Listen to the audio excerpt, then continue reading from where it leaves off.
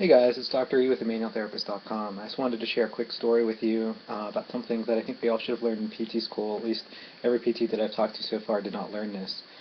So my 2-year-old Emmy had a nursemaid's elbow. Her arm was outside of her crib, and then she rolled over and she pulled it. And I went to her late at night one night, and she was crying and she was crying. She kept on pointing to her elbow, pointing to her elbow. So I bent it toward me and I kissed it, and then she immediately stopped crying.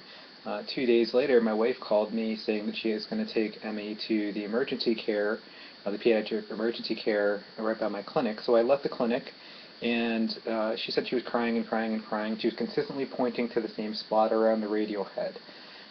So she wouldn't let any of us touch it, but by the time I got there, she was no longer crying. And her arm was pretty much just hanging like a dead weight. And when I picked it up, she just couldn't lift it actively. So, thinking what I learned in PT school of a pulled elbow, I just tried to do the sawmiller's grip, and I was pushing on the radius to try to superiorly glide it, and I couldn't really feel anything other than normal glide. I mean, a kid feels pretty lax to me anyway.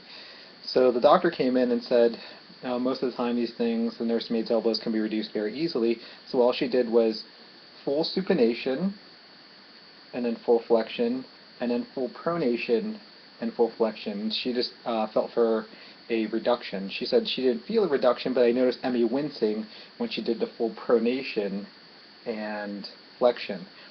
And literally about 30 seconds to 45 seconds later, I handed her a book, and she just grabbed it with both hands. So I think, especially for those of you with little ones, or those of you who know little ones, this is very common, between ages of 1 and 3, and or even younger.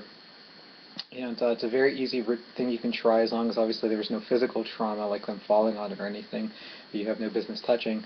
So full supination, full flexion, full pronation, full flexion, that might save you a trip to the emergency room.